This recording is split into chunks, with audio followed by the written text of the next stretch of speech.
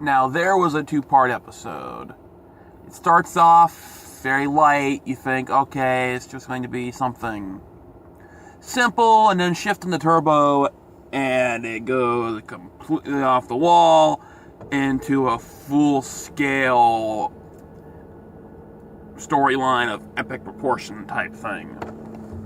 With, for spoiler warning, obviously, but you've clicked on this, it does say review and recap. Outside of the episode, I think it was great. I would suggest watching it, even if you don't like the Orville as a show regularly. You should probably at least watch this series if you're just a fan of sci-fi in general, because it's a very well done storyline. And I think Marvel could take notes from the writing staff of the Orville, of this thing, because as of now, the Orville has not been renewed for a season 3. The Orville does not have an episode on the lineup, or at least the name's been released, even after this episode, the next episode, the second part, at least on TV Time and TV Guide the last time I checked. And this still stands. That means that, yeah, this could be an end, and there are stakes. And there is at least the stake of if Isaac, the fan favorite character, would be removed or not. Because unlike Alara, the actress just decided to leave, try to do other things, he hasn't stated anything about wanting to leave the show or anything, so they could be writing him off. Where Marvel, on the other hand, all their characters, quote-unquote, die, and then their actors are spotted on the sets of their sequel movies, which are being confirmed to take place after the Infinity War and Endgame, and they're no point to them, because you know they're going to come back to life, because how the hell are they alive and they're in movies that are after Endgame if they're dead? So, yeah, it kind of makes Endgame pointless, so... Yeah, you don't write cliffhangers that way. Telling people, yeah, everybody dies, but they all come back in the end. Don't worry. No, that's not how you write a cliffhanger. Next Generation didn't have Picard become a Borg, but then 5 seconds after, to be continued, they put, oh, but don't worry, he comes back to being a human. The Borgs don't win. Speaking of Borgs, the Isaac and his people, the Kaylons, they've kind of turned into the Borgs. It was looking like a race of Data, but now they're full-on Borgs. Well, not full-on Borgs. As close as a Borg can get, if that makes any sense. So now will be the recap. Hope you enjoyed the review. And tell me if you thought of the episode down below, and have a good one.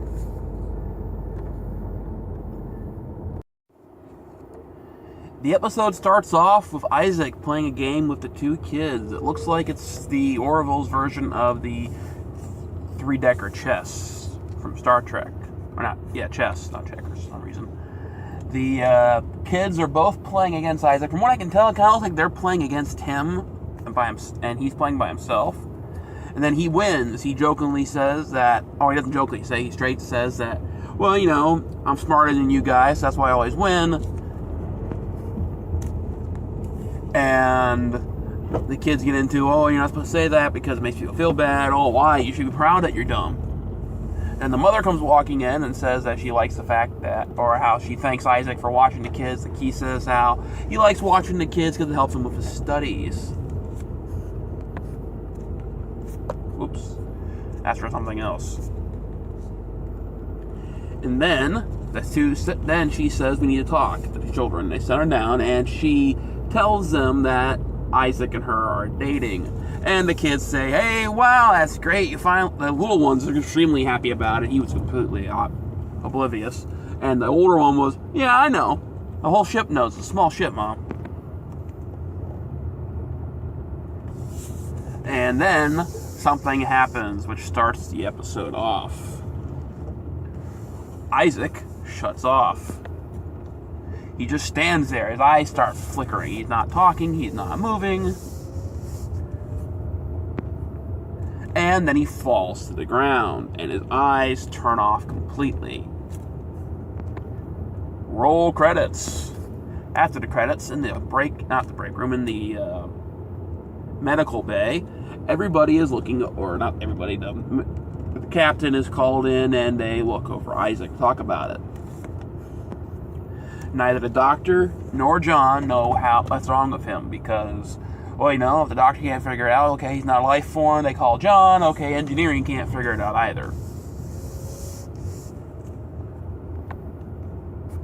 So, the captain and Kelly contact the admiral. And the admiral says that, then he asks the admiral if they should go to Corellia, their home world, Isaac's home world, to see about getting him repaired or medical treatment. And he suggests that, okay, that might be a good thing, because it might also push along their willingness to join the Union, because they still haven't decided yet.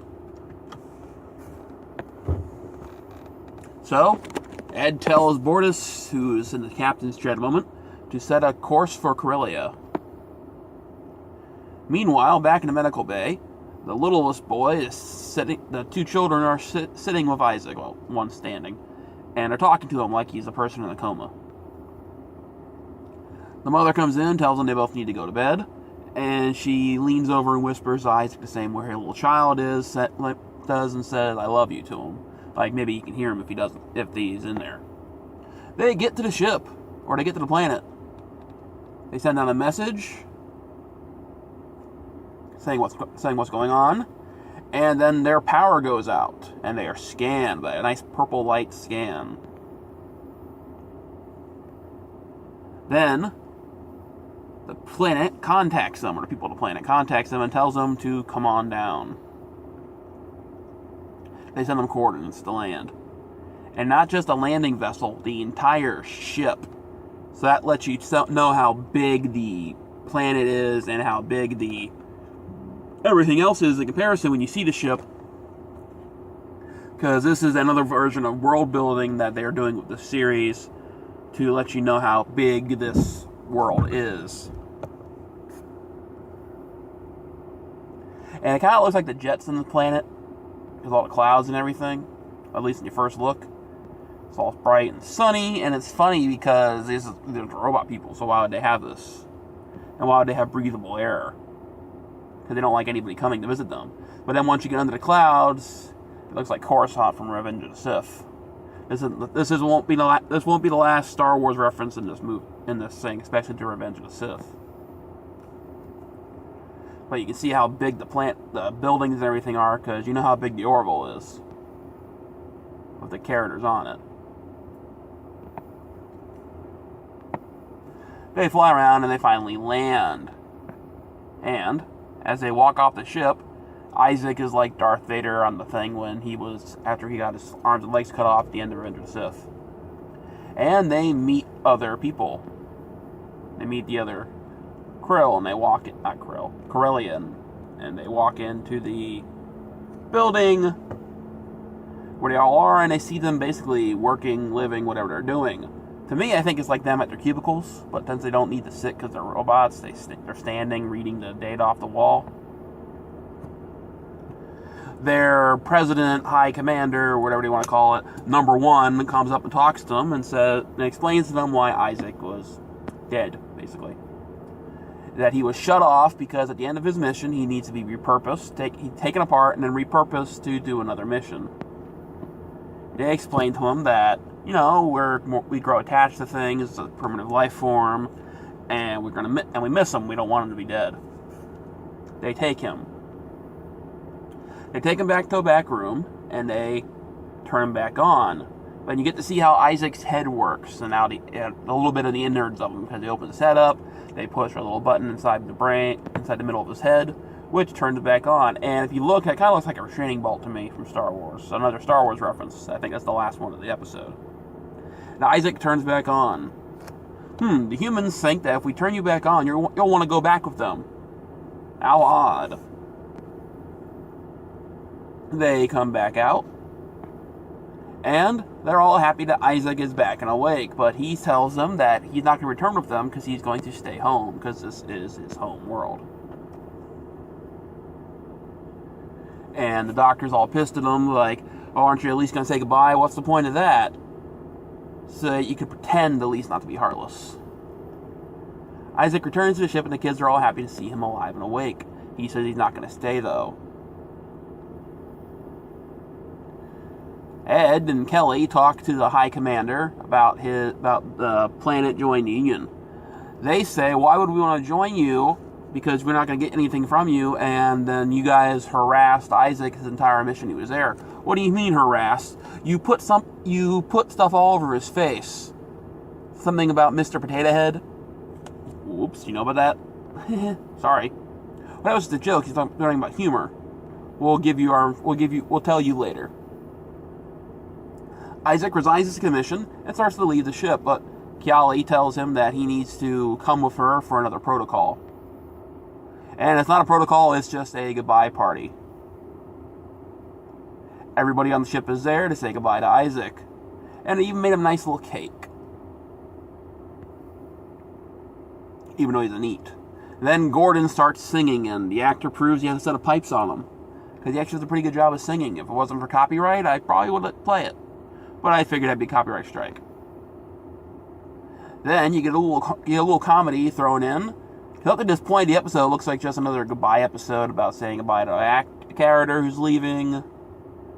Or it's going to be like one of those things where they change their mind right at the end. Like he grows a heart. Or the robot starts feeling and is going to go against his masters. But this little comedy part is Kiali asks Bortus if he wants a piece of cake. He says he does, but he doesn't want that piece. He wants a corner piece because he wants the piece with the flower on it.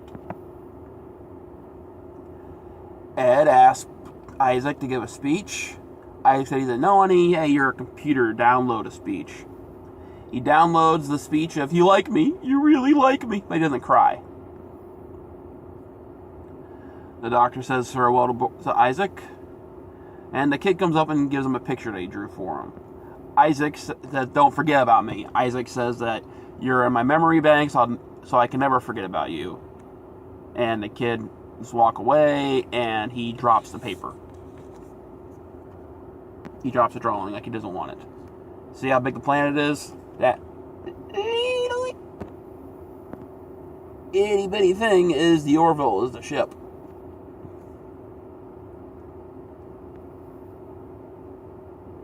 Kelly and Ed are in Ed's office going over paperwork or whatever. And they get contacted by Bortus, who is running scans of the planet, that they found something on the planet, which is odd. Looks like things that could be big balls of radiation underneath the ground. Well, we don't want them to know what we're doing, and we don't want to piss them off, so just continue to scan. The kid, the little one, is on the holodeck in a tree. He's really upset that Isaac is leaving. The mother climbs up the tree and talks to her son about how it's sad, but Isaac this is his home and he wants to be home. But maybe if his people join the Union, he can come visit or he can come back. She says she has to go to the medical bay and he needs to go to school. That he can stay for a couple more minutes. He doesn't go to school. Instead, he takes his drawing and goes down to the planet. Bum, bum, bum. On the planet, see how huge it is. And the funny thing is, after the fact, looking at how the planet is, they don't want other people being there. So why is there breathable air? And why is there all this stuff made for organic people? You think the stuff would be like, they can sit down and plug themselves into a wall or something, and boom, they do everything digitally. But the kid is walking around looking for Isaac, and he sees two more Corellians, and he hides from them. They walk by. He gets into like a little tube thing. To me, it looked like a garbage can, but when he got in, you found out it's bigger. It leads down to the underworld. But he drops his picture that he was going to give to Isaac, and he climbs down. He picks it up, And then he decides to go exploring. Because, you know, curiosity killed the cat. The Prime Minister contacts Ed about how they haven't made the decision yet, please stand by. And Ed and Kelly go into, well, they're computers, a simple yes or no answer. That's the basic thing a computer does. Even the dumbest piece of junk computer can do a yes or no. It's 1 and 0. Then the doctor comes in. She can't find the boy. They do a scan of the planet for human life forms, and they check to see if Isaac's with them, but they're not. He's underground. Talia and Bortus are told by Ed to go down to the planet and bring him home. Underneath the planet, they will go looking for him, and they find him. He goes running up to his mother and hugs her. Then Bortus and Kalia find something on the in the ground, on the wall, and that. And they contact Ed about what they're seeing. Bortus shows him the ship, what they found, and it's a bunch of bodies of organic life forms. Now, first off, I thought, okay, maybe these are the bodies of the Corellians originally, and they uploaded their personalities and that to the robots, and these are their old bodies. I was wrong. Not the first time, haha. And they see it. So this makes Ed and them go talk to them about it. And Isaac starts telling them what it is, that those were their inventors, and that their inventors were going to stop them from evolving more, so they killed them. Their inventors were going to stunt their growth.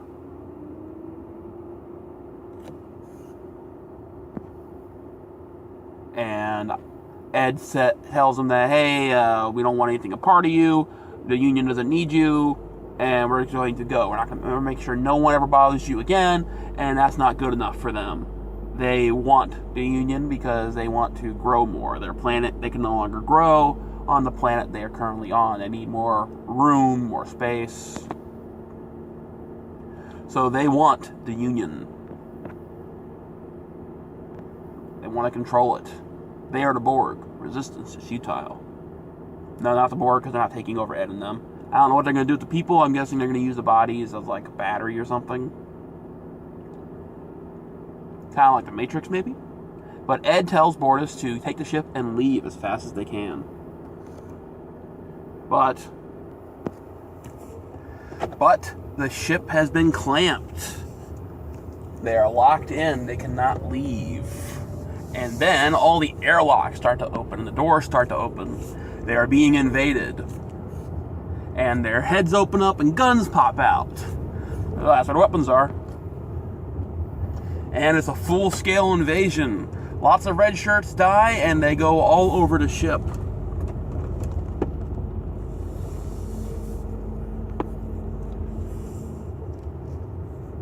People start hiding in their houses and that, trying to get away from the people, or the robots, but they are continuing to invade. More red shirts die, and this was a nod to Star Trek, because only people to die, or get shot at least, were the red shirts. I'm guessing since it's an invasion, they probably did die. They're not like stunned or anything. And the ship goes on full red alert, or at least the lights start turning red. And you see them everywhere. They show you all the main sets are being overrun. And then finally on the bridge, they start to board that. Gordon and Bortus turn around to see, and Bortus gets up to go into defensive mode. But Ed tells him to stand down. He doesn't want them being hurt. And the Prime Minister tells everybody to hand over their seats, and that the Corellians are going to be taking over the ship. They're going to Earth. They are going to be using the planet as their own. And they are bringing an invasion.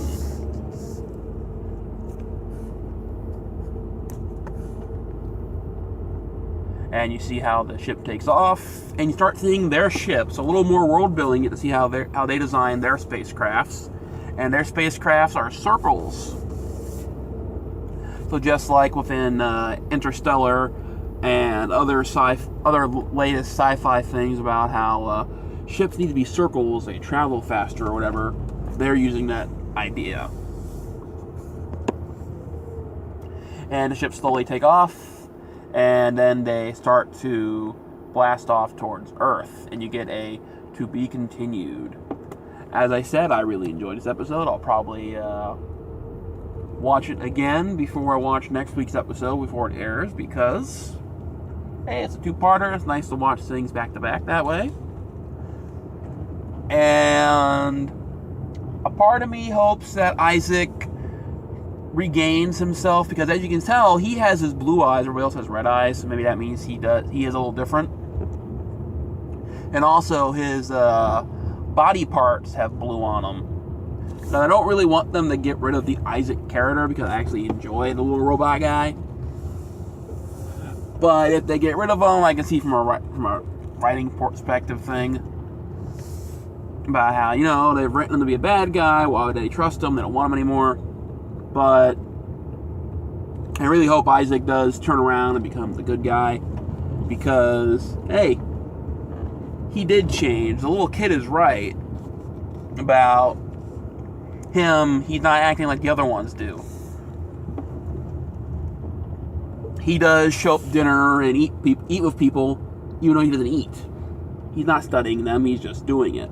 He could have just, if he was a robot like that, like they were, he would have just broken up the doctor and not bothered anymore after having sex with her, because he doesn't need it anymore. But everybody on the ship made him feel bad about it, and he started to learn how to feel, and he started to learn, and to me it looked like he was starting to learn how to be a person, because he realized what she wanted on a date, and then when they got back together, or then he got back together with her. So he was starting to feel. So maybe a bit of humanity will leak into him, and he'll save the day, or he'll help them save the day. Tell me your thought of the episode down below, and I guess have a good one.